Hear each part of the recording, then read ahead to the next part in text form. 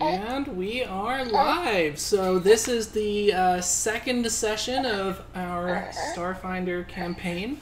So far, I haven't managed to kill either of you, but you know, there's time for that to change.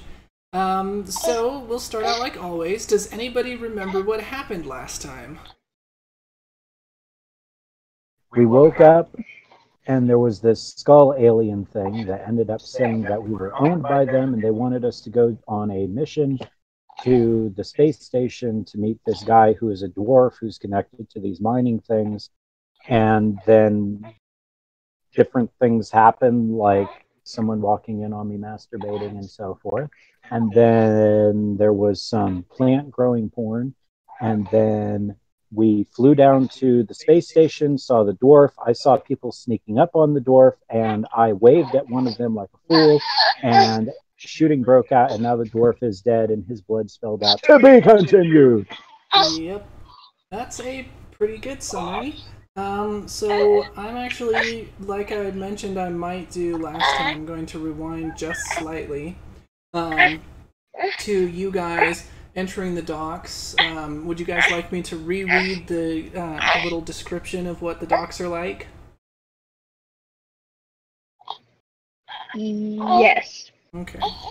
So you arrive, exiting your shuttle, the doors hiss open, and before you, you see the brightly lit docks of Absalom Station. They're abuzz with activity as travelers bustle by, preparing to board or disembark from ships bound to or from any of dozens of worlds. Brash, swaggering star pilots, scurrying Isoki mechanics, and expectant colonists mingle with enigmatic Kasatha mystics, hard-faced asteroid miners, imposing Vesk mercenaries, and more, creating a microcosm of the abundance of variety of life in the Pact Worlds. New arrivals meet friendly loved ones or business contracts, and new arrivals meet friends, loved ones. That makes more sense. Or business contacts, and are whisked away into the humming activity of life on the vast space station. Beyond them, ground crews tend to the docked ships, and dock workers in mechanized cargo lifters load and unload freight and baggage. A sharp tang of ozone hangs in the air, a byproduct of electrical discharges from the docked ships, but underneath the station's atmosphere has a slightly used aroma. The docking bay's deck plates thrum beneath your feet, though whether it is from the passage of innumerable feet or the vibrations of the station's power conduits and air recycling systems, it is impossible to say. So you guys can go ahead and roll your perception checks to try and pick Dorvor Creel out of the crowd.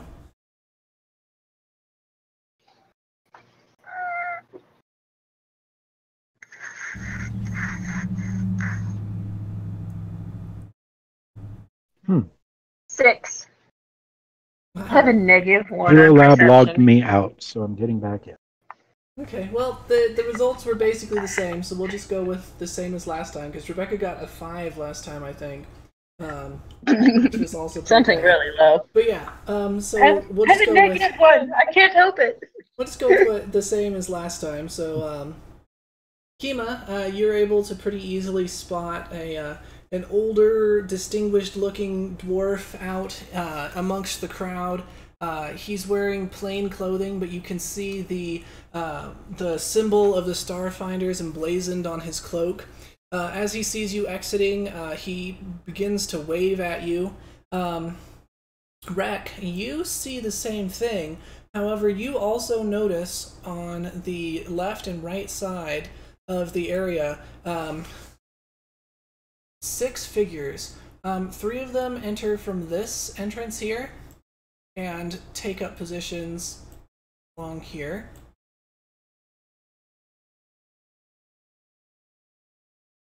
There we go.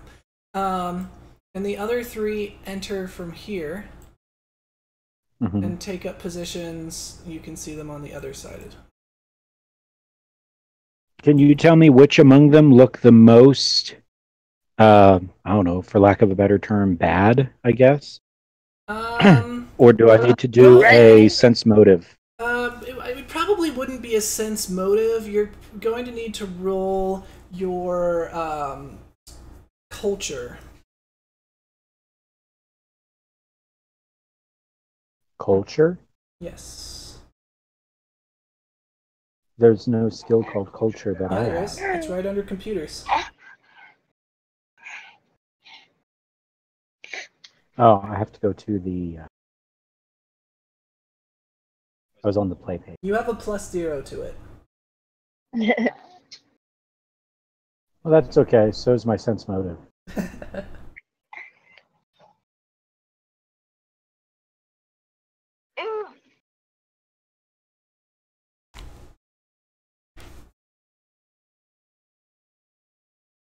I cannot roll that in the app, in the program.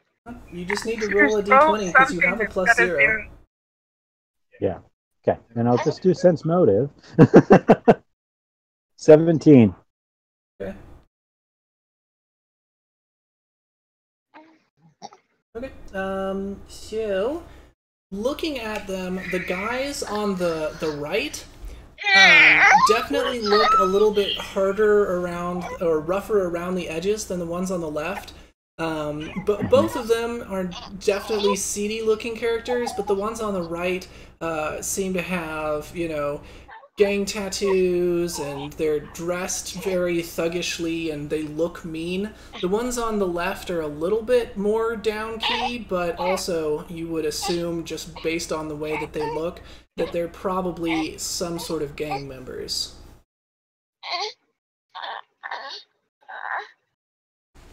However, looking at them, they're, the way that they're dressed seems to indicate that they are probably different gangs.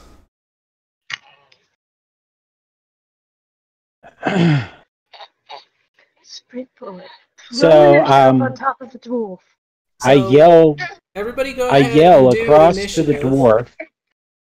Oh, we need okay. to. Everyone can go ahead and roll initiative.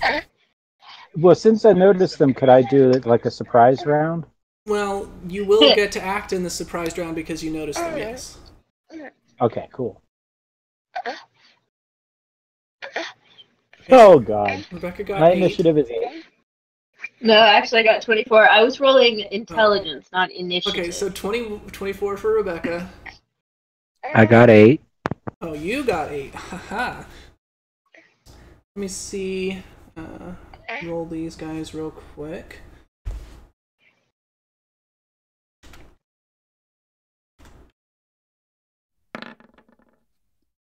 Okay, so in the eventual turn order, we're going to have Rebecca, and then them,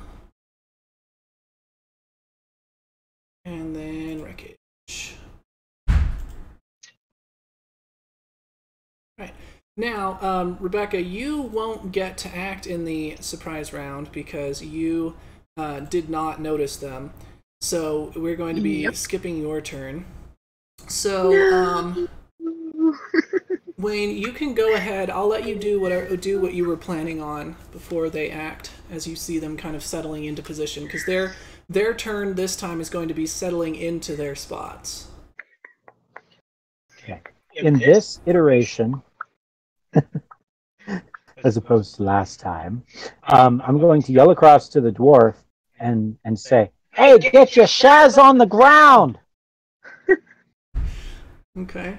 And then I'm going to start like moving toward like firing it. Okay. Yeah. Maybe Firing at whoever. maybe get behind these crates. So I yell it as I run. Far pretty easily. I yell it as I run over there. Now you've got that much. I would assume you can go 30 feet anyway.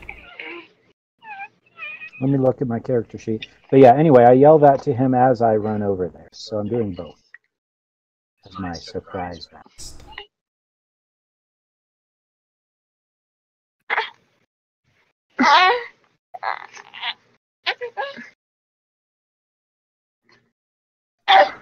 Where does it say my... Oh, there we go. 30 feet. Yep. I can do that. Okay. Yeah, so you are able to get over there. Now, it works a little bit differently. So in Pathfinder, if you acted in the surprise round, you got an actual full round. In Starfinder, if you act in the surprise round, then you can either take a standard action or a move action. So, yeah, moving is fine, just so that you know, though, you're not going to be able to, on a surprise round, move and stab somebody in the face. Okay. Cool. So yeah, you're able to do that. The dwarf looks pretty surprised. However, he did not succeed in his perception check, and so he is not acting on the surprise round. So on their turn, we're gonna resume normal combat order. So we're gonna wrap around to Kima. Oh, Wayne, you also need to say what Sparky is doing. What do you want Sparky to do? Sparky is going to... Let's see, how far can Sparky go? I think he is also 30 feet. Yes, okay. So Sparky is going to move... Let me see.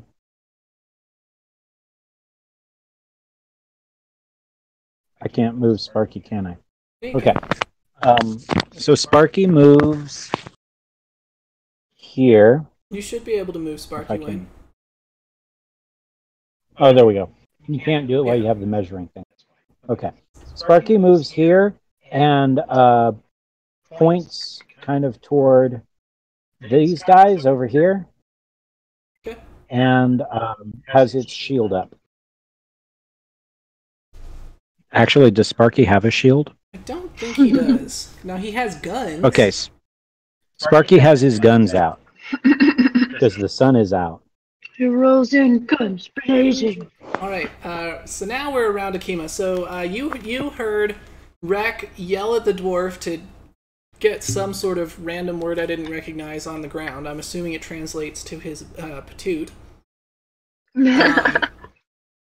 And then run over and hide behind a bunch of crates. And he also ordered Sparky to go into combat mode. So, Sparky's in combat mode. Wreckage is in combat mode, right? Yeah. What is bull rushing like in this game? So I know I had a bull rush thingy. Yeah, if you want to bull rush, you're able to move as if you were running, so it has to be in a straight line. And if you succeed at a combat maneuver attack, which is going to be their KAC +8, then you can push them. And if you go over the DC to push them by certain increments, I think it's like for every 4 you surpass it, you push them an extra 5 feet, something like that. Okay. So, I guess I'm going to bull rush the dwarf and try to get him on the ground. Don't think you can. It's not a straight line for you. It's not. No.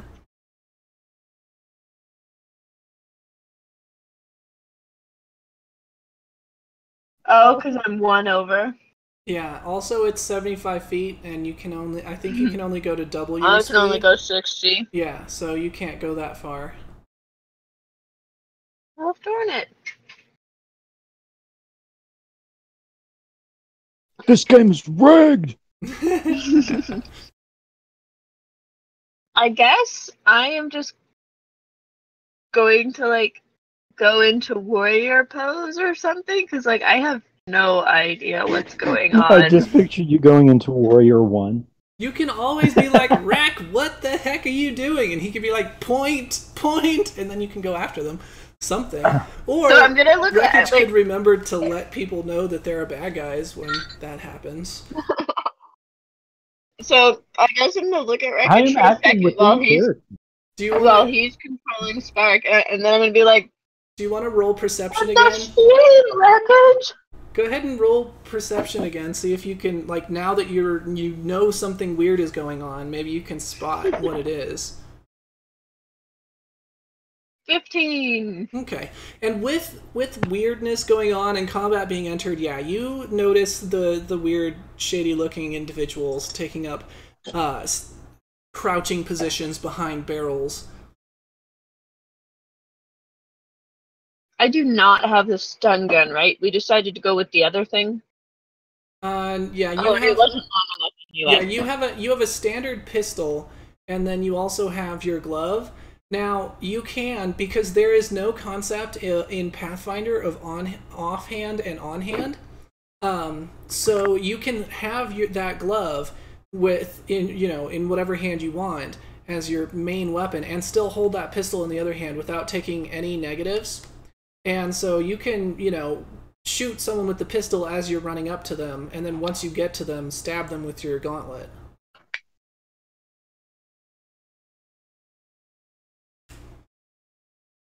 I just still don't know who the bad guys are, though, so I guess I'm just going to get my gun out and go stand over by wreckage. Okay. Yeah, so you can make it either of these two spaces if you want to hide behind these crates. I have moved my bum. Okay, did you still want to yell, "What the heck, wreckage"? Yep. Well, I wanted to use the F word, but we're trying to keep it. So what the prong? What the prong? The F word. What the prong? Yeah, what the wreckage? prong? No. What the prong wreckage? I have a dictionary right here. Oh, you would shame the F word? Mm-hmm. No, Schleem is the S word, so Schleem is like poop, except the bad word for poop. You gotta move slowly. No, that's Shazbot. And pronk is the F word. I made those two up, so you have to live with them. Actually, I stole them from something else, but that's fine. I know. But I still want to use Shazbot for the S word. What's the prong, wreckage? Okay, wreckage stares awkwardly back at you and says nothing. So he's too busy writing something in his little journal. I, in real life, was fixing the swear journal. It's more important to roleplay than to fix the swear journal. Okay. I gesture with my gun in the direction of all of the people and say, "I think something's about to hit the fan." The Shazbot is about to hit the fan? There we go. Okay. The Shazbot is about to hit the fan. So then, Kima just barely has time to scramble behind these crates when all of a sudden there's just a burst of laser fire coming from both sides of the room, and once again you hear a very unhappy that sounds extremely dwarf-like, and it sounds like someone getting shot and probably killed, but you can't tell because you're hiding behind boxes. No. So yeah, now we're in full combat. Lasers are flying everywhere. The crowd in the dock is people are screaming and running for the exits, trying to, or cowering behind various bits of the scenery in order to try and avoid getting shot. And it is now Wreckage's turn.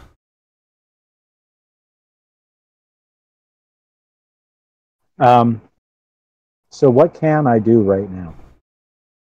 Shoot I forget, people like, with your gun, walk around and say, "I'm a little James-Bond." In Starfinder, a turn is made up of a few different pieces. It's fairly similar to what you're already used to. But in this case, you're going to have two main things that you would be considering right now. You can take either a standard action, or you can take a move action. They have a different name for it. No, it is called. So, move like, action. if I look out from behind my box. So you have a standard action and a move action that you can take at this point, or you can take a full round action, which would be something like taking 2 shots instead of 1. So if I look over my box to see how the dwarf is, do I still get to shoot at things? Yeah. Okay, how's the dwarf? Okay, so you kind of like are peeking over the edge as the lasers are flying back and forth between them. Yeah, the dwarf is shot and he's bleeding on the ground. Does Only it look like he's this dead time or it just spells. severely wounded? This time it spells. This is all your fault instead of to be continued. Aww.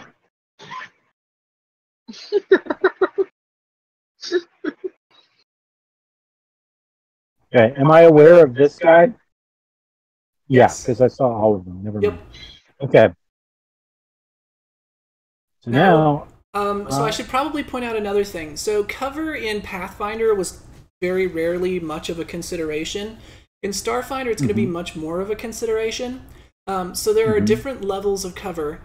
So there is light cover, which would be if you had something probably about knee height and were standing in front of it, or were say like just barely like a quarter of you was behind a wall, but the rest of you were exposed.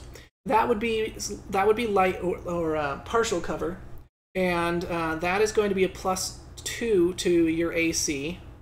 If you are behind full cover, which would be something like where you are now, where you're behind crates and you're crouched down behind them, so it's covering the majority of your body, that's going to be a +4 to your AC. And then there's total cover, which would be you're on the other side of a boulder and there's literally nothing you can see of the other person, which is going to be you just can't shoot them unless there's something weird going on. You can control your robot. I can see through stone. Yeah, so this guy currently has full cover to you, so he's going to have a +4 to his AC if you try to shoot him from where you are right now. Okay. Whereas this guy has full cover. Yes. From where I'm at. And what are these things? Would I know? And is it going to blow up if I shoot it? You don't know, and maybe. Okay. But he is also in full cover. Correct. How do you do what? How do I make it go bling?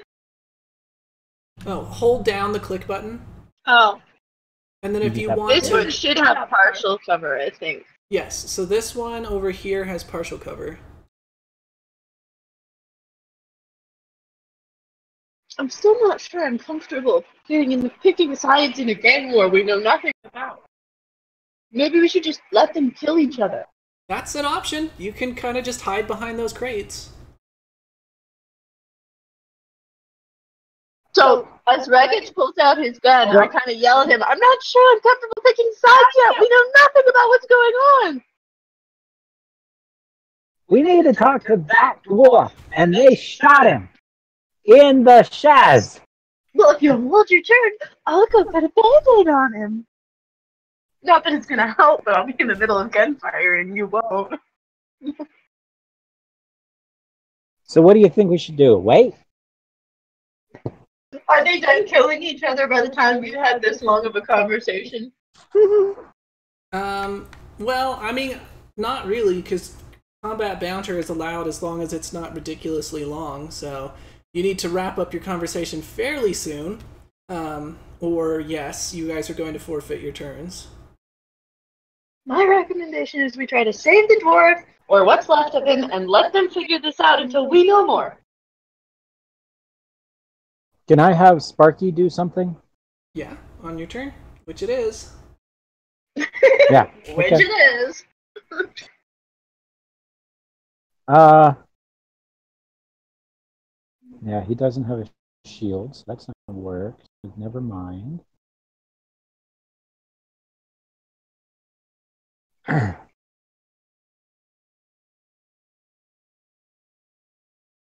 You guys need to decide something pretty quick. I'm going to fire a warning shot in front of this person on the ground. Okay. And it's not working. This one. Just because I'm going to feel better about doing something. Okay. So you fire a shot. Go ahead and roll, and let's see what you get for trying to hit the square without hitting her. See if you fail horribly and shoot her through the face.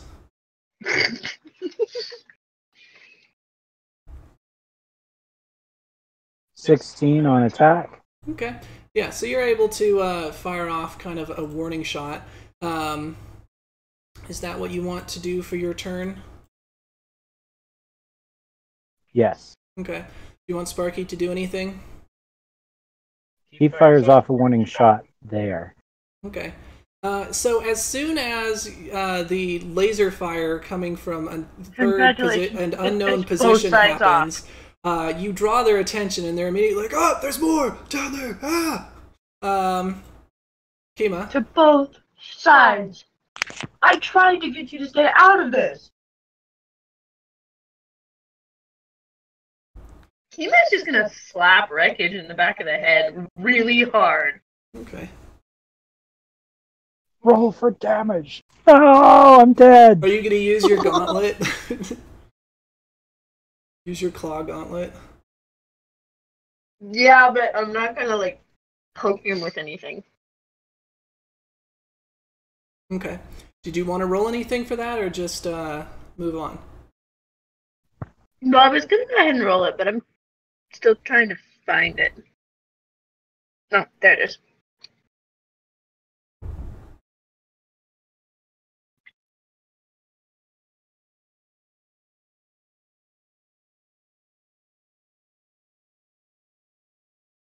So 10, I think. Are you ducking? Do I have a choice? I don't know. I mean, yeah, you can always just sit there and stare at her fist as it makes impact with your cranium. I duck.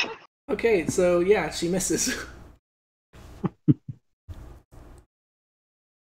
So Rek has learned the lesson of do not block fist with face. Anything else, Kima? No, because at this point I don't think I can get out from behind cover, so. Okay, well, no, you can still shoot somebody. It doesn't take a move action to look from behind cover. Now, if you want to move, you're going to need to use your move action. You've only used your standard action, or you can make that a full attack and do a second attack on somebody else, or Rek again. I shoot Rek in the face. I mean, you can just punch him again with your gauntlet. Sure. Because I really didn't want to shoot anybody. Alright. So the melee attack is 14. I'm not rolling well tonight. That's still a miss. Okay, so Rek, mutter something about the damn little rat. Yeah, so Kima just wildly lashes out at Rek, who manages to kind of like scramble back enough not to get hit. So next up is the gangsters. So we're going to go ahead and do some rolls. So let's see. They are going to be attacking with their laser pistols.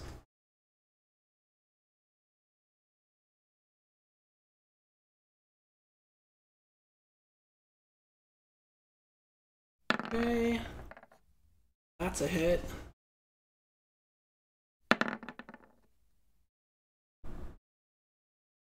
Hit. Hit. That's still a hit. So far that's been 4 hits. 5 hits. So one more. I can't roll over a 10 and they're hitting us. Oh, and a crit. Okay. So let's start doing some random rolls to see who shoots. So everybody hit, and this last person down here actually got a crit. So we're gonna start up here.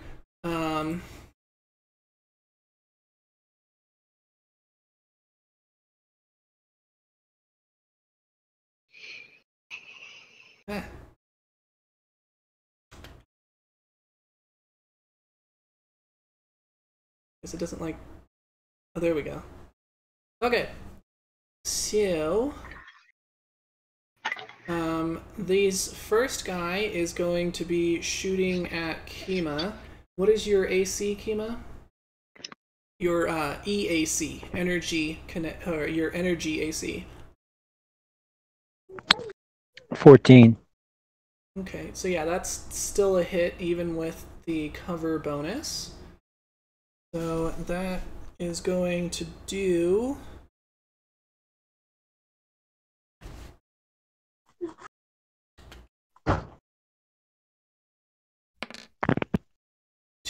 3 damage. So Kima, you take 3 damage.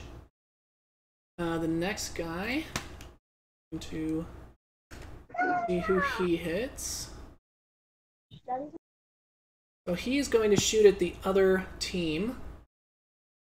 He had a 16, which I don't think is enough to hit with cover.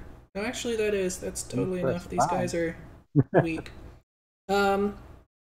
That's going to do damage to her. 2 damage.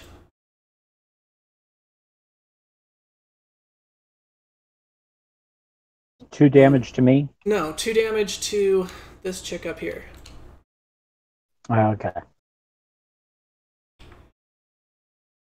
So the third guy, the last guy on the right side, is also going to shoot the other team.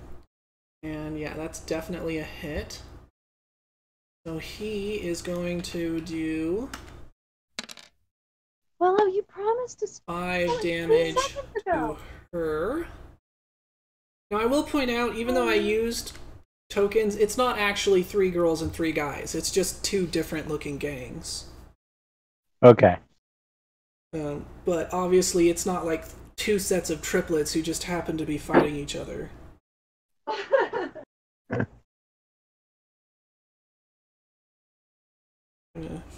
Hit points.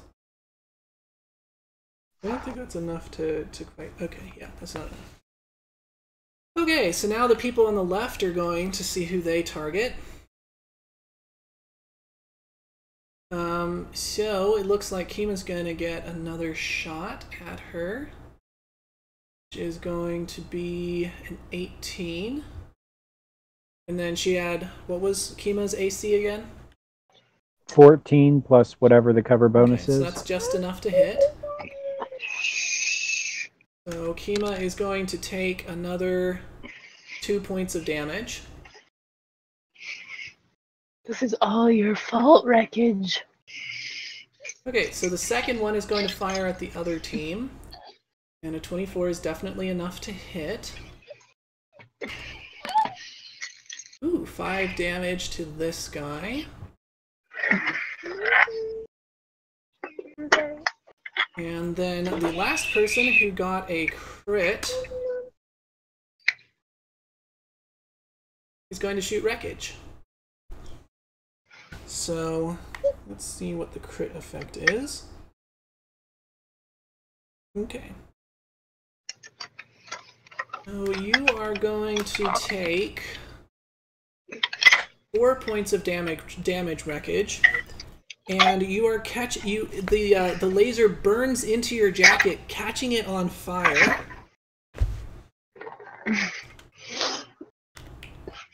For an additional 3 points of burning damage, and you are currently on fire.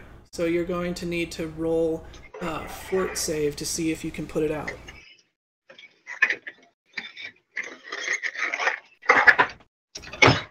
Okay. So you take a total of 7 damage, and then I need a fort save. Okay, the fort save is a 18. Okay, so that's enough. You're able to kind of like pat it out, even though it did definitely sear some flesh, singeing a patch of hair, completely bald. But you were able to pat it out quickly, so you're not on fire anymore. You just take the extra damage. So that is going to wrap around to Wreckage's turn. Oh, and I should point out, you probably already know this, but you'll notice that you have stamina points and hit points. So your stamina points are essentially your ability to kind of like shake off damage, So you go through your stamina points first, and then after your stamina points are depleted, you start going into your hit points. And hit points are much more serious. That's actual injuries that you're taking.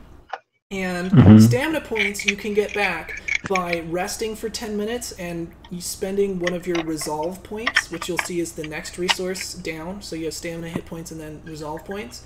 If you take a 10-minute break and spend a resolve point, you can recover all of your stamina points, but hit points are much more difficult to get back, requiring you to either rest for an entire night or to use some sort of magical or technological healing. Okay. Kima has stamina, hit points, and resolve. Mm-hmm. I only have hit points. No, you're looking at Sparky. Oh, you're right. So give Sparky his hit points back. You turd. Oops. Okay. So I need to take my 7 out of stamina. That's correct. Okay. Okay. So I'm out of stamina. Yes. Okay. And it is my turn. That is, in fact, the situation. Okay. This is the one that got the crit on me? The one on the bottom left. Yes. Yeah. Okay. So I can't shoot her because she's behind the container. I mean, you can. They shot at you. It's just that she is going to have cover. So it's going to be harder to shoot her. Okay, I'm going to shoot at her. What is the range on your pistols? I think you may be past a range increment here. Okay, I'm trying to figure that out. Just a sec. Okay, I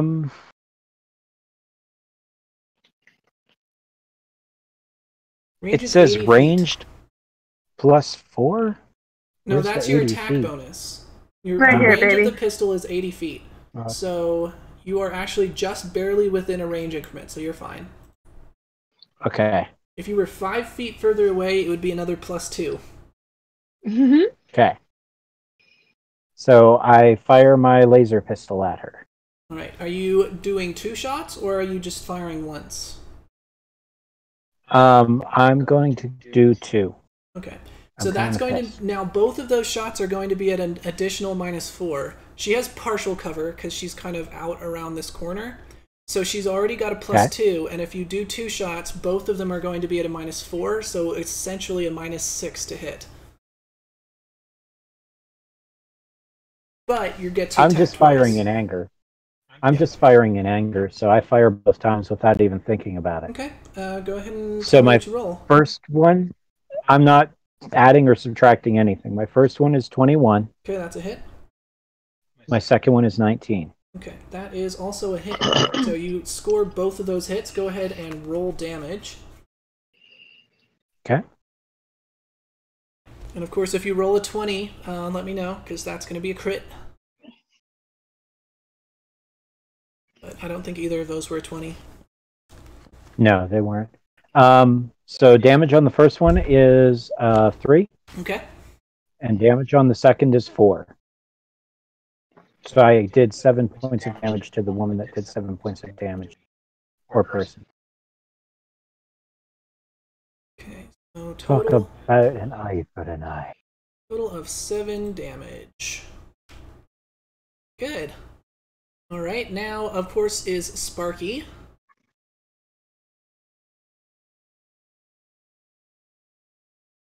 Sparky, it's your turn.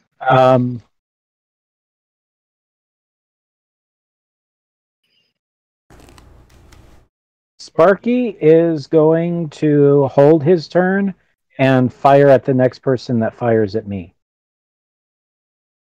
So you're ordering him to do that? Yeah, he's basically going to be my sentry. Okay. You're not going to try and finish off one of the ones that already has some damage? It's probably not a bad idea, but let's see. The one that you just hit has the most damage. The one up Mm-hmm. here has 5 damage. So if you click on, well, I don't know if you can select them. I think you probably can. I'm putting their damage in the red circle. I cannot select. Can you just like click on them and pull up their information? Nope. Okay. Nope. Well, anyway, this one has 5 damage, and this one has 2 damage. This one has 6 damage. The most damaged is the one that you just shot. Okay, if it's in his range increment, she looks pretty hurt. If it's in his range increment, Sparky will shoot at this one. Okay. This one. Should be. I mean, he's got long arms, so his range increment is going to be longer than yours. Okay, cool. All right, so yeah, he does that. Is he double firing, single firing? Double. Okay. So the first attack is a 20. His full attack is actually at a -2/-2 instead of a -4/-4. Okay. His first one is a 20, so -2 is an 18. Okay. Well, just tell me what he rolls. So 20, that's a hit. His second attack is a 3. And it's a crit fail. Okay, yeah. So let's see what happens to Sparky. Well, go ahead and roll damage for that first one, and then we'll see what happens to Sparky from that crit fail. Okay.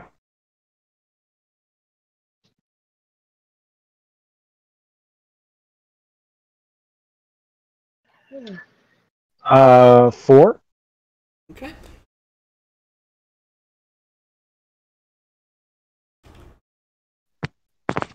He had to roll high when it wasn't good. All right. So he is still up, but he is definitely looking hurt. And let's see what happens to your little robot. Triggered finger. The muscles of his trigger finger spasm painfully. He needs to make a fortitude save. Does he even have fort as a robot? I think he does. Does he have fingers? That's my question. I mean, he has little robot fingers that pull the triggers on those guns. 11. Okay. That is just enough, because the DC is 10 plus character level, to avoid taking any dexterity damage from injuring his poor little robotic trigger fingers. So wreckage is Sparky is fine. That's going to bring us to Kima. Or Kima is going to try to around this way. Okay. And jump on the guy. You have jump jets if you want to be awesome and just be like psh, psh, and land on him. Sure. So make sure you reduce your jump jets. Do have a number of charges, so if you want to use them, you'll need to reduce those by 1. But since you're in like a city, recharging them is going to be pretty easy. So as long as you don't run out in the middle of a combat, it's not a big deal.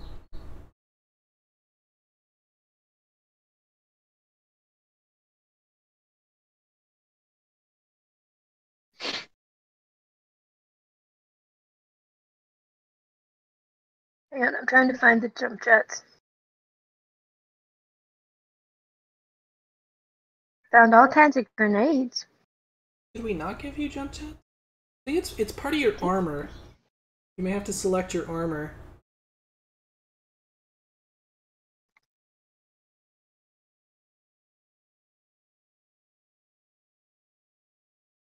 Yeah, so if you select your armor, then you can see the jump jets in that.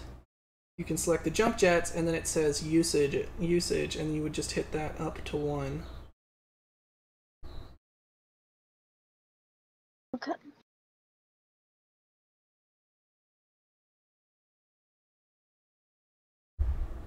But yeah, like I said, you're in a city, so recharging your gear is not going to be an issue.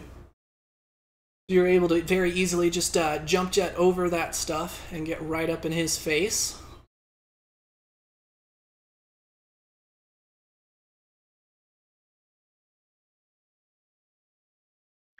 Here we go.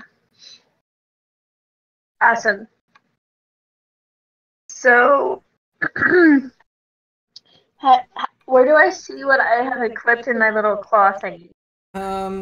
You can just decide. So I gave you those different poisons, and you just need to pick 3 of them that you're going to say are in there. It could be 3 of the same one of each of the ones that I gave you, whatever you prefer. I'm not going to be very picky about it. My idea is that you've got like little tubes that run from the gauntlet kind of up your sleeve, and then you've got those vials stored somewhere on your person. That's kind of what I'm picturing. Okay, so I am using a sedative. Okay. As a tier 1 sedative, that's going to do an additional 1d4 of damage. Let's run this. Assuming you hit. There. So let's start with that. Why don't you give me an attack roll? Okay. Hopefully I rolled better than a 10 this time. Everything's been under, like, I think 7 was the highest I rolled tonight. Nice. So, 12. I got a 7. That is enough to hit, actually. Okay, so damage. You're going to be doing 1d8 plus 1d4 plus 4. So,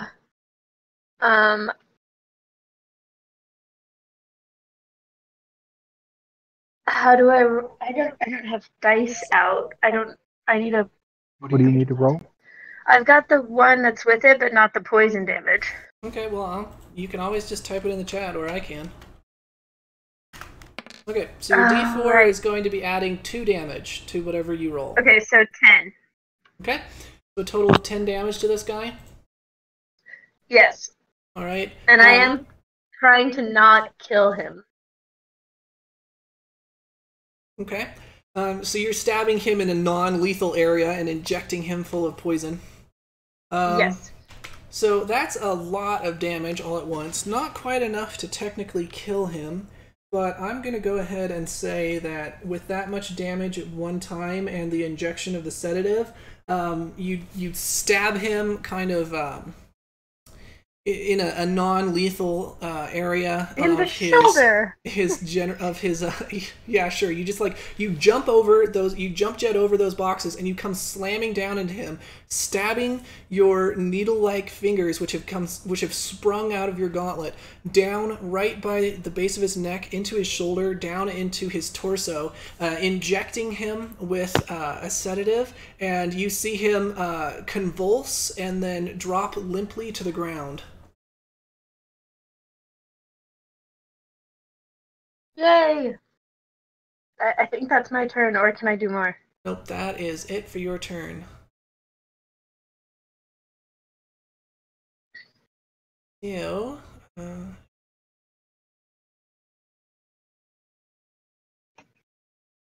that brings us to their turn. So we'll have a few less attack rolls this time.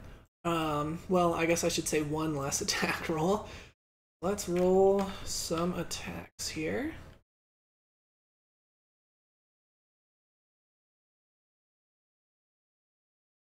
It was 1d20 plus 6. Okay, that's definitely a miss. Also definitely a miss. Is definitely a hit. One is also definitely a hit, almost a crit even. One more. Okay, 14 might hit. So we've got 2 definite hits and miss. So this guy misses his shot. This guy misses his shot. So then this one is going to, let's see what they decide to attack.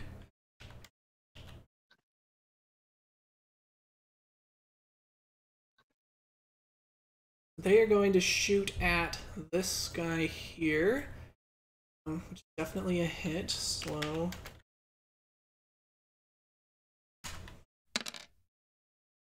Gonna take an additional 5 damage here. Max damage with that pistol shot. Pretty impressive.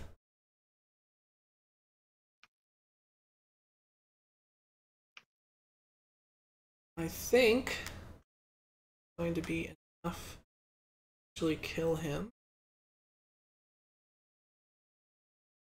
He's now up to 14 damage. And yes, so this guy up here is dropped and dead.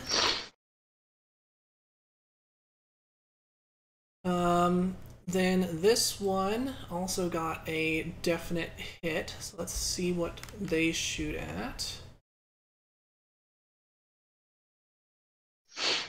They're going to be shooting at Kima, who does have full cover, but that is not enough to avoid getting hit with a 25. So, Kima, you are going to take another 5 damage. And the final monster going to be shooting also at Kima for another 3 damage. Alright, so that's it for my stamina. And then dips into the damage. Yeah, so I think you are taking 5 points of damage out of your hit points. Yep. Okay, so this last one is able to definitely, or I guess it was the first one, but anyway, one of them is able to get a good solid shot in on you, finding some small kind of weak point in your armor, blasting its way inside, and doing some pretty significant laser burns on your skin. Wreckage.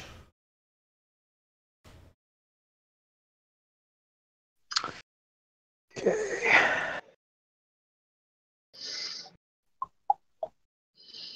Who was the person that just shot Kima? That would, well, 2 of them shot her. This person and this person, who have 6 and 7 points of damage already done to them respectively. Okay, I'm going to fire on this one again. Okay. And this time I'm just going to do 1 shot. Okay, so they're still getting the +2, but go ahead and tell me what you roll for that.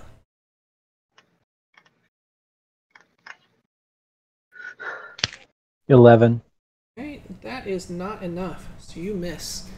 What does Sparky do? Can I fire again? Nope, you have to decide if you're going to do a full attack. Okay. So I missed. And Sparky is going to fire at the same person. Okay.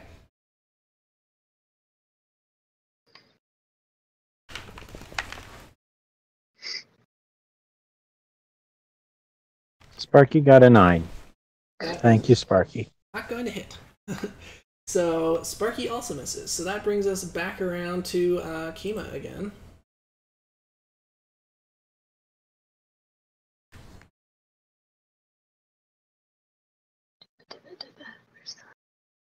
One second.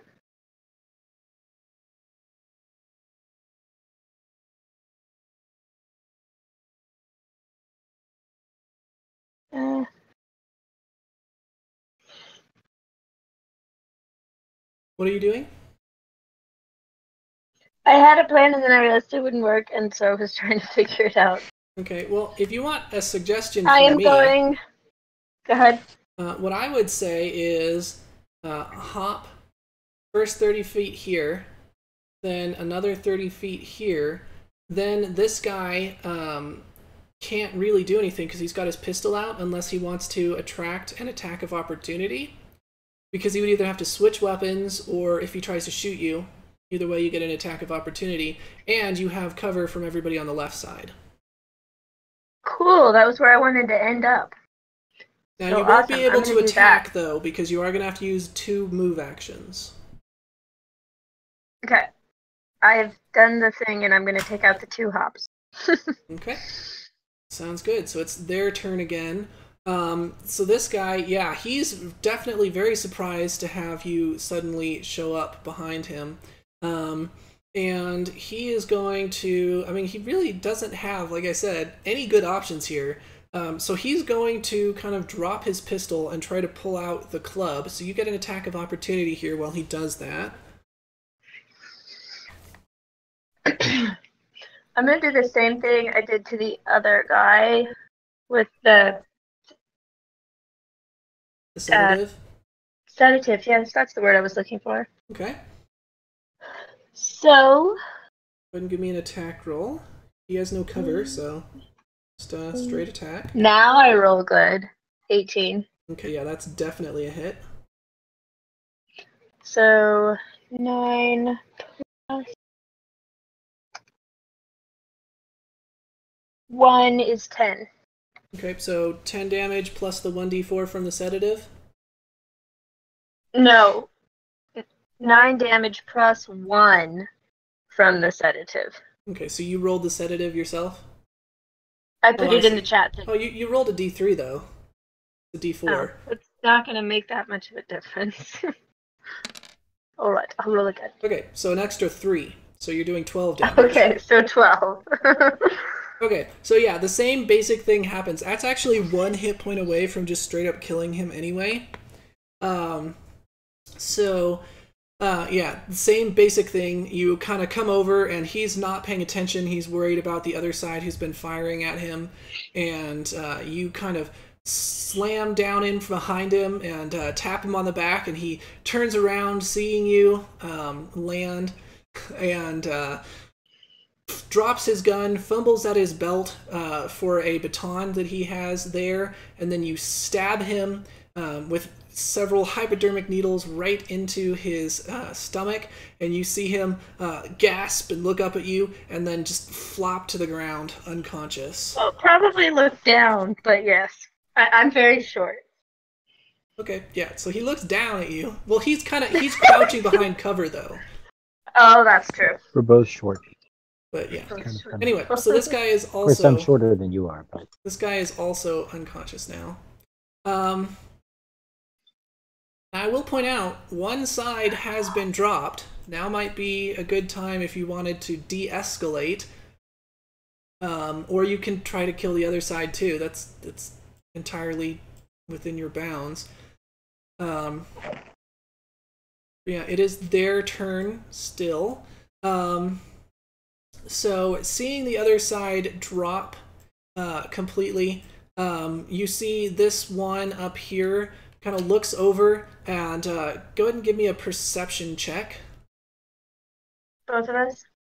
Yeah. Or not. I mean, if you don't want to notice 12. a thing. We both rolled a 12. Okay. So that's not quite enough. So you hear this person kind of yell, look over and look at the dwarf, and then kind of say something under their breath, looking very perturbed. And then they are going to make a hasty withdrawal. Let's see. 40. So they can easily, with both actions, take off down this hallway. This one is going to do the same. And this final one down here is going to take off down this other small hallway that they came in through. So with that 12, though, what you do hear are the sound of sirens, and what you can only imagine is security or some sort of police force quickly approaching the area. I am going to take off down this hallway.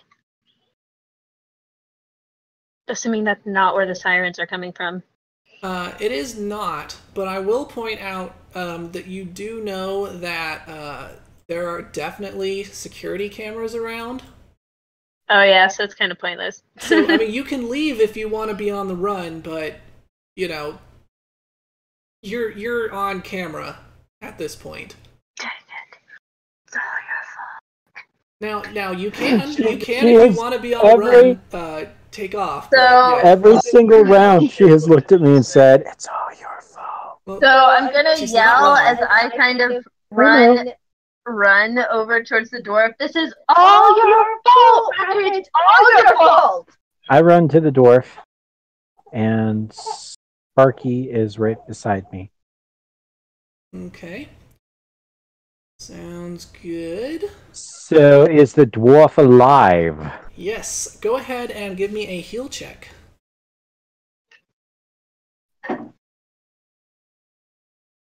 Or a medicine check, I guess, is what I mean.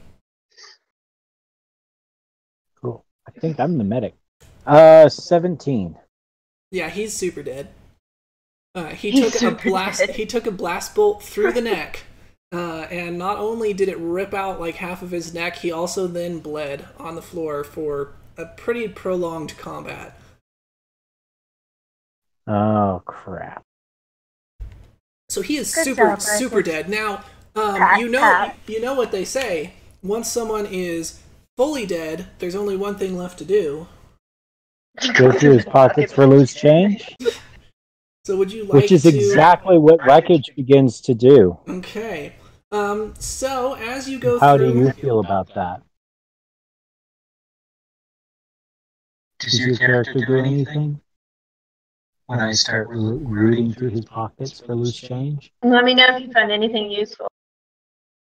So you do indeed pretty quickly find about a cred stick with 400 credits on it, and a personal communicator device. But the police are very close at this point, so you're going to have to pocket those pretty quick if you don't want to be seen looting a corpse. I quickly do so. Okay. So, you have just enough time to, when through these upper doors here, which swing open, a very stern-looking helmeted security man, followed by a series of robots, which are heavily armed and armored, come rolling in, shouting, saying, "Everybody get down! What's going on here?" Do you comply? Kima's gonna My play. weapons are already holstered. I raise my hands in the air and drop down to my knees. Okay, and then what is Kima doing? The same thing. Okay, sounds good. So I mean, unless the protocol is to fall flat on your face. No. That's enough. So he tells the robots to fan out, which they quickly head off in either direction, noting the dead bodies and the trails of blood going to the left. And a number of robots then come into the room. These appear to be medical droids, and they are going around to the different people, and they walk up to you and say, "Hello, I am a medical droid. I am here to offer assistance should you require it. Do you require medical assistance?" I think we each say yes. I'm assuming.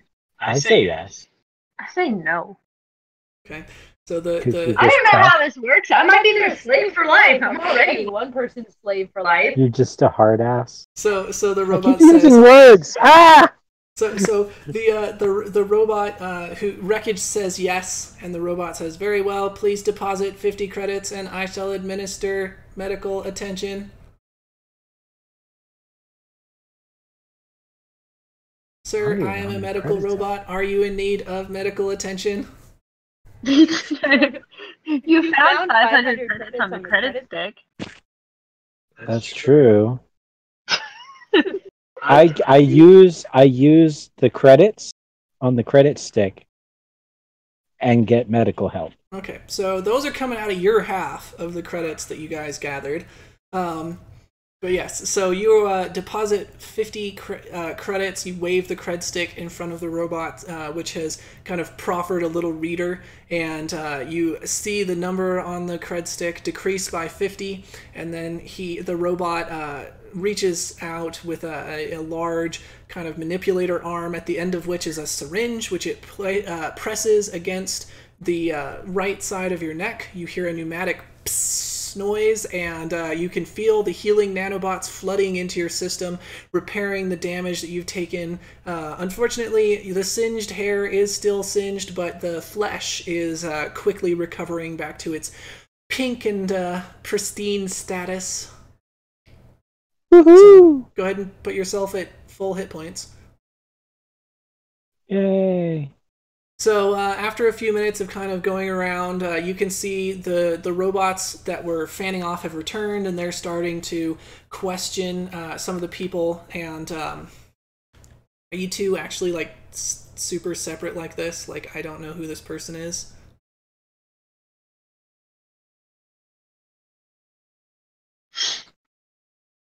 Well, I'm staying exactly where I'm at. It's up to Kima to decide if she wants to get closer or not. Okay. So Kima is not getting closer. There's a dead body over there, and she doesn't want to be associated with it. The helmeted figure comes up to Rek and says, "All right, I need to know what's going on here. I've got a dead body, 2 unconscious gang members, and a dead dwarf. Now, can you tell me what happened here in your own words, if you would so please, Master Isoki?" What was this guy's name again? The dwarf? I forget. Dwarver Creel. Okay. Well, you see, it's like this. We were coming here to meet with Dorver Creel, and there were 3 shazholes on that side of the room and 3 shazholes over there, and they started shooting at each other with him in the middle of it.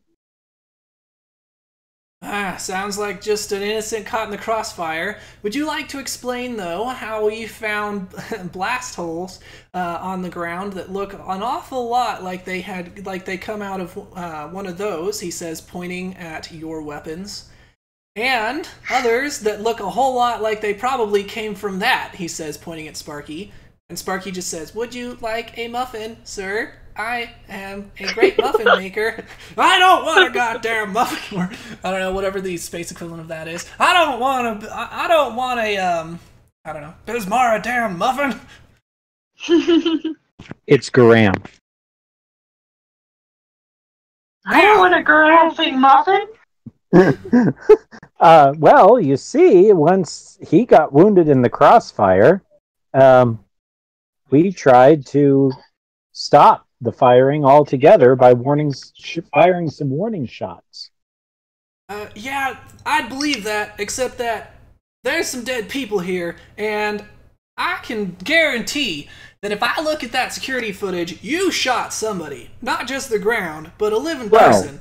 Now, would you like to tell me that you merely fired some warning shots? After the warning shots happened, then they started firing at us with intent to kill.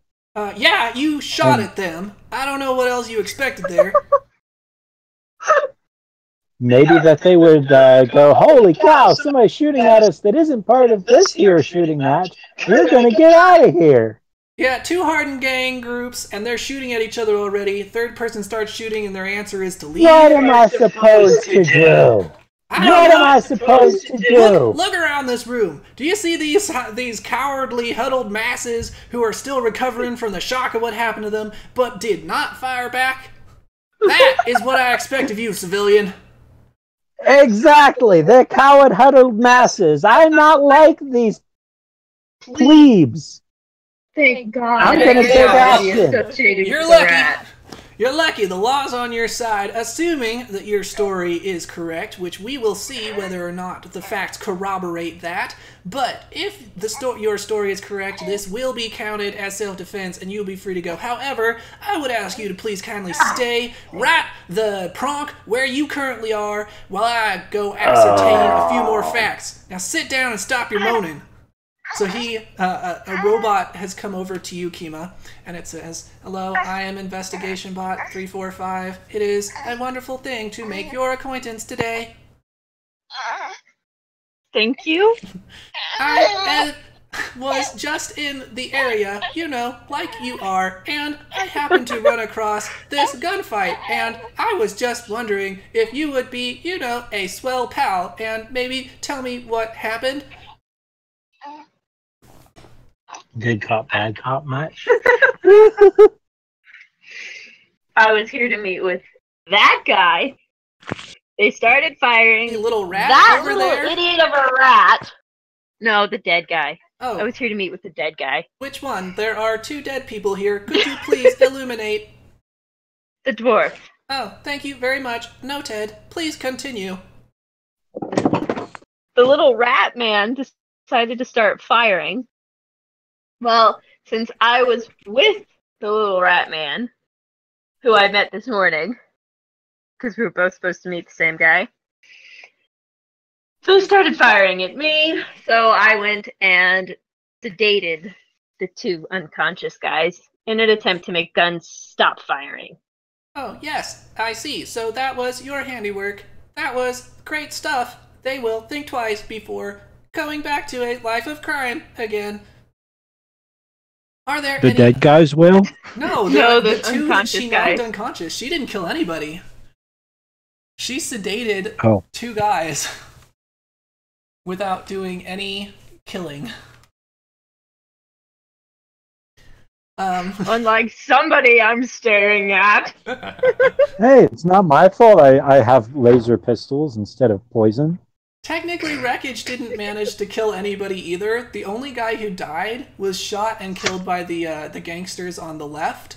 And the people that Wreck shot at and damaged escaped before, you know. So you were worse than useless.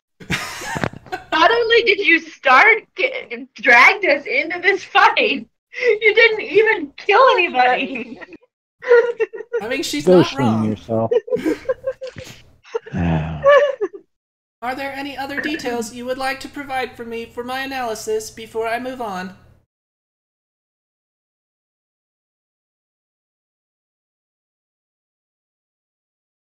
Nope. Very well, I take your shocked silence as an indication that you have no other details for me. Thank you very much for your cooperation. It is greatly appreciated. Have a good day, citizen. And so it goes off and continues to ask around. So eventually the helmeted figure is like, all right, I think we've more or less figured out who needs to be dragged away and who's innocent here, so anyone who isn't currently in handcuffs, feel free to exit and leave the crime scene. I hope I don't see you again. Now mosey on! The dwarf is being packed into a body bag. The one killed gangster here, who I did not mean to move, is also being packed into a body bag, and the 2 unconscious ones are being loaded up onto gurneys and are being prepared to be carried off, presumably to some sort of prison/hospital/prison hospital.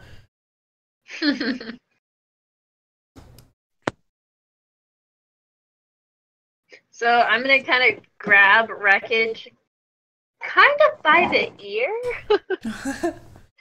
and head off down the hallway that the 2 did. So the one on the upper left.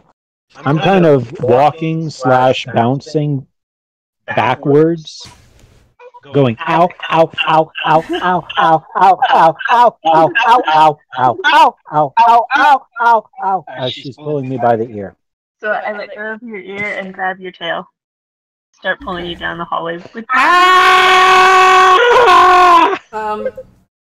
Alright, is there any investigation you want to do, or you're just taking off? I'm trying to follow the blood trails. Okay. So as you follow the blood trail, suddenly hear kind of like a tweet, tweet, tweet, tweet from Wayne's jacket. Are you gonna answer that, or are you gonna stare around silently? I literally had a huge mouthful of water when he said it. It's not like I could react. I was doing the role play! Okay. I thought that was your for real voice. I reach into my coat pocket and pull out the communicator that I've just lifted off the dead guy. Hey, yes, you do indeed see an indication on the communicator that it's received some sort of a space text message. However, he is not so unused to security measures that the text of the message is actually displayed on the lock screen. So you're going to have to unlock the thing before you can see what is on there or read any other information out of the communicator. So you're going to need. Does it look to be a pin, a pattern? Like what kind of lock? It is going to be a computer's check to try and hack the device. Okay, so it doesn't matter. Just I need to try and hack it. Yes. 18. Okay. Yeah, he doesn't seem to have. It's not encrypted. It's pretty easy to use your exocortex and just hack into the device, bypassing the password to access it. So you see a message from someone called Chiskisk, and it says. Are you all right? Haven't heard from you in a little while. How have you met the new members? Please come by the what is it called? Clubhouse? No. I don't remember what the Federation headquarters? No, if I wasn't an idiot, I'd actually have remembered this. But yeah, so it's the Starfinder headquarters, basically. I met him in the academy. Lore Spire Complex, that's it. And so it says, please come by Lore Spire Complex as soon as possible. As you look through... How do you spell that? As I'm taking notes. Please Lore come Spire by... Complex. Lorespire. Lore, okay. as in... It sounded like you were... Got it. Okay. It sounded like you were saying something else because of internet lag. And so as you poke through the rest of the files, it seems that he really doesn't use this device for much. In fact, it's practically a burner phone that he brought with him just for the specific purpose of this mission. But yeah, there's a few things you're able to pull out. You're able to find your names, Kima and Wreckage, as well as brief descriptions of your physical appearances, presumably so that he can find you at the dock. And that's about it. So if you guys would like to roll a culture check.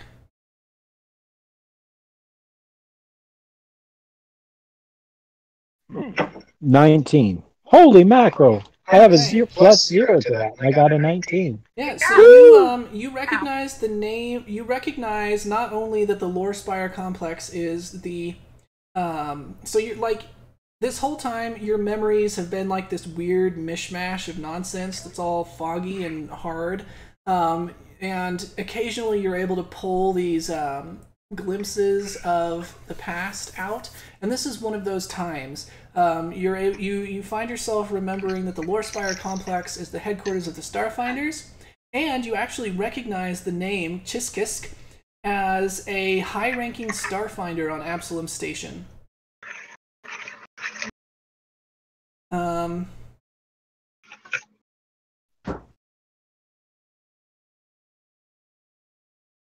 And go ahead, you guys did defeat one set of the characters, so each of you is going to get 300 experience points for that previous combat. Woo! So we're doing it the old-fashioned way? Yes. So each of you gets 300 experience, and both of you should be... Well, Wayne gets 50 less, but each of you should be getting 200 credits, except Wayne gets 150 because he spent 50 of them, if you haven't already added those. Okay, so you now know that information. Pretty easy to just space Google Maps your way to the Lore Spire Complex if you need to get there, or you can continue following the blood trail. It's up to you. I'm following the blood trail while he does his whole beep beep boop boop thing. I'm doing the beep beep boop boop thing while I kind of keep up behind you. Okay. So go ahead and give me a perception check, Kima. Well, that's not going to go well. And not Wreckage, because you are beep beep booping. Can I use survival, or does it have to be perception? You said 300 XP? Sure, I'll let you use survival, yes. Each of you gets 300 XP. Okay. 18. Okay. So your keen wilderness senses or tracking senses, whatever you want to call it, your Lashunta senses are tingling. You feel as though there's definitely danger if you continue down this hallway much further. You can see that it exits out. You're in a thin kind of. It's a thin, almost more maintenance than anything else path that you're on currently. It's all dark with dark and poorly lit cables hanging loosely from odd corners, and you can see about 10 feet further on it widens out into some sort of a storage space. You can see crates filling a room, but yeah, your Lashunta senses are tingling.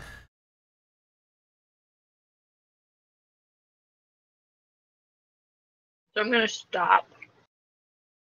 I run right smack into her Patootie. patootie. Okay.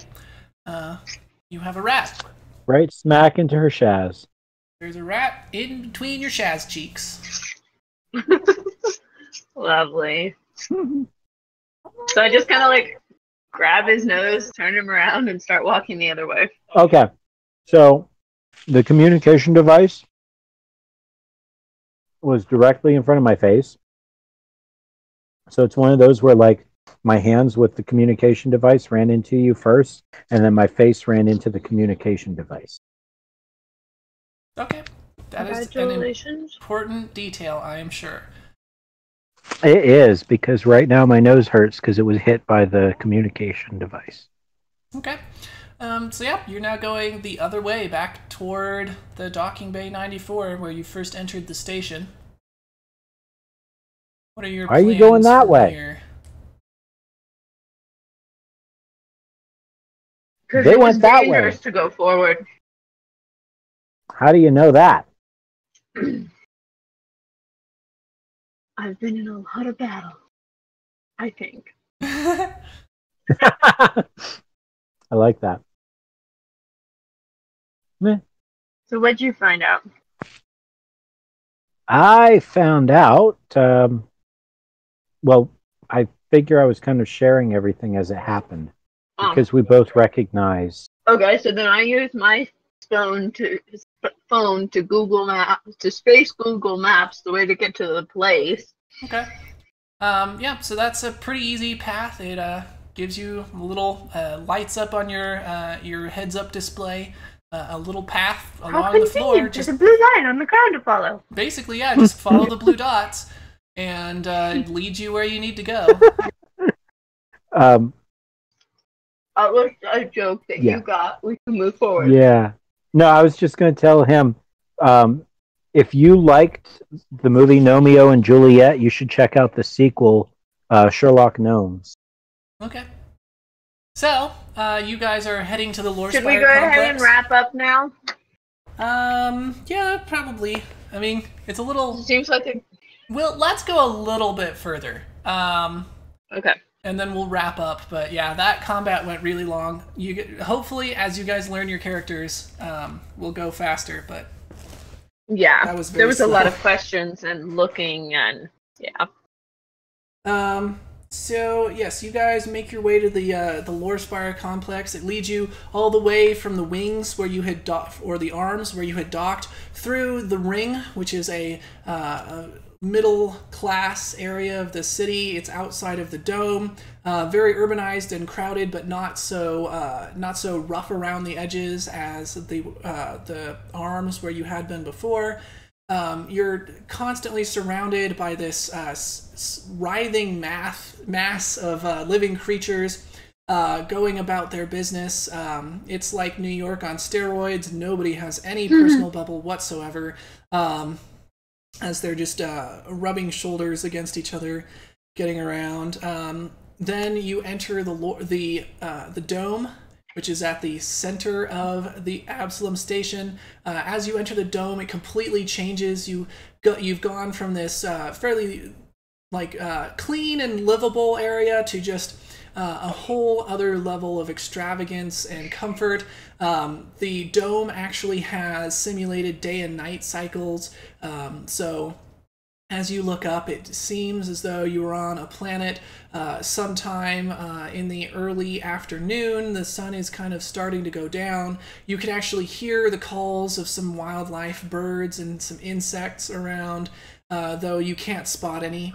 And as you're walking through, you're seeing not only these enormous palatial estates and towering skyscrapers, you're also seeing actual nature parks and rivers and golf courses, because of course space golf is definitely a thing. And yeah, it's just this whole level of decadence beyond the ring.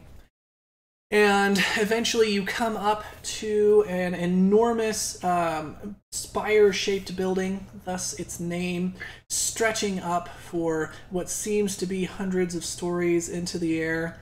The entire thing is just beautiful and shining from the outside. As you enter, you're able to go in through these double doors. There's some brief kind of like there's some security dudes, bouncer looking fellows kind of toward the entrance, but they don't seem to be too worried. They don't even ask you to check your weapons. As you're entering, you can see that is definitely because of the clientele. You see an absolute mishmash of adventurers, scoundrels, and celebrities, all together, all carrying exotic and unusual weapons and gear that they have collected throughout their adventures. And you're able to make your way to a front desk where a kind of middle-aged lady with curly hair is sitting behind a monitor, chewing bubble gum. Every once in a while she'll kind of like do a bubble and then like pop it and then do the wrap around her finger and pull it back off. And you're a couple people back, but they are sorted through and bringing you to the front of the line, and she says, "All right, what can I do for you?"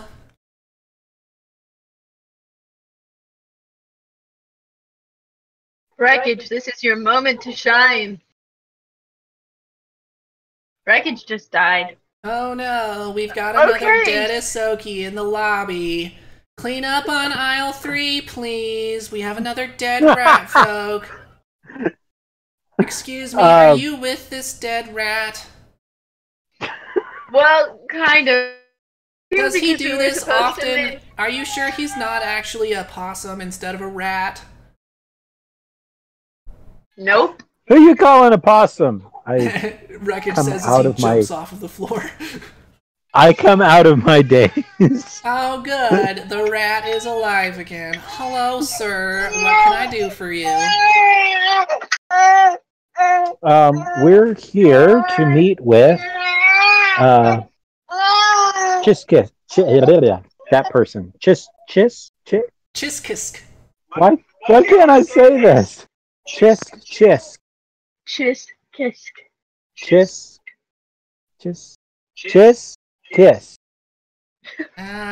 Let me look up that. Chiskisk, is that correct?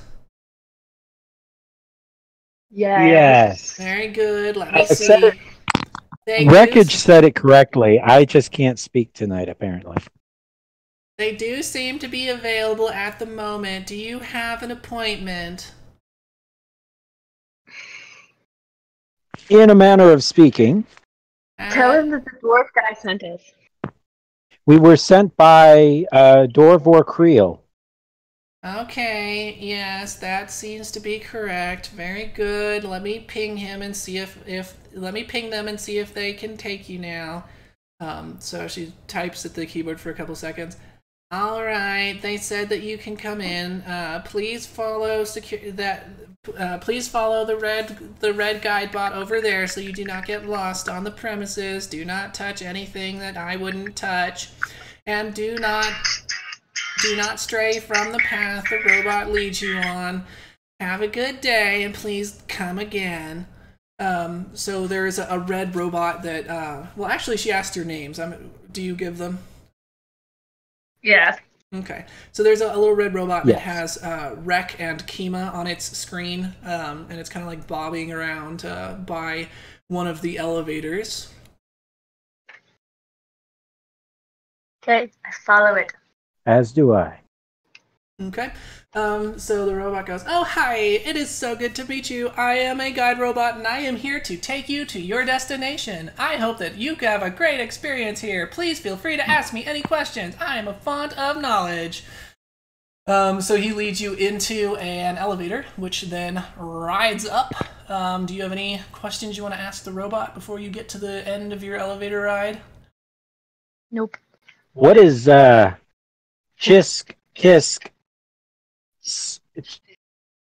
What? Yeah. What is Chisk Kisk's role at this place? Chiskisk is a mid-level Starfinder. Mostly does desk work these days, but was a bit of an adventurer back when they were a bit younger. What can you tell me about Dorvor Creel? Dorver Creel is a lower-ranking Starfinder member. He literally quotes his wiki page that you found when you were googling him. Yeah. And what is their connection? What are they? Yeah, so Dorver Are they Creel is a friendly? mid-ranking member of the Starfinder Society. Most of his work is focused on mineral prospecting, but he also took an interest in monitoring new and prospective members of the society. All right. You can stop. Just stop. Okay. So Do Dorval Creel and Chisk go way back? I don't have any information pertaining to that. Of course not. So, ding, you reach the top. You seem to be on floor 85. He leads you down a couple of corridors and then goes up to a door and presses a button. And you hear in your heads a voice saying, "Come in." And the door you can see is unlocked. So I go in the door. All right. So you enter the door and you see. Let's see, do I have an actual full entry for him? I don't think I do. So I'm just going to pull up his.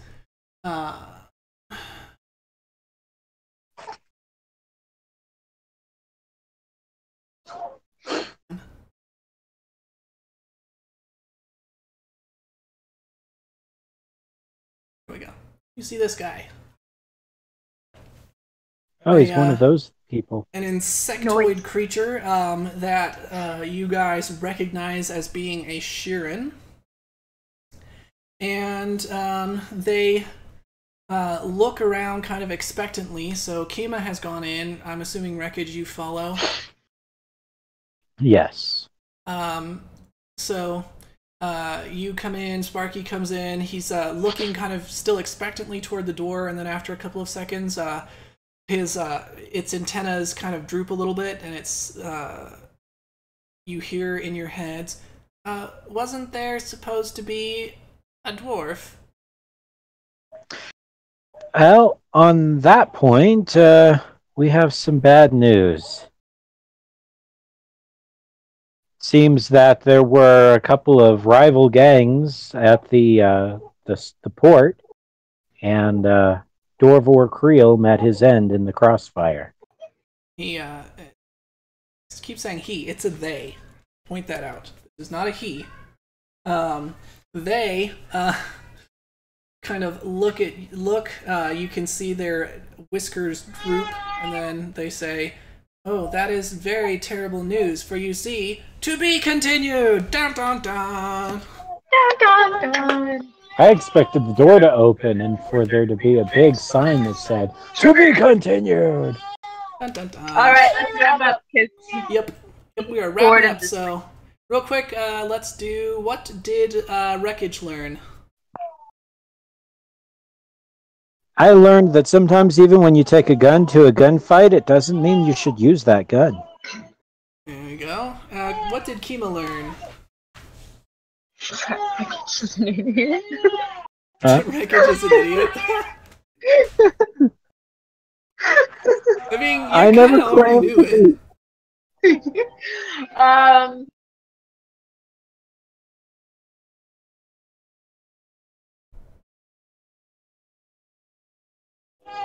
that stabbing people with the gauntlet and then injecting them with sedatives is fun? Well, I mean that too, but I was actually trying to think of something not totally. I usually do something totally pointless, so. You did learn some interesting things. Chiskisk Shima is... learned that the Starfinders are a rougher than she thought they might have been. Ah, cool. So, yeah, that wraps up our session today. Thank you guys for joining me. I hope you had a good time, and I will see you guys again next session. So, for now, goodbye! Bye!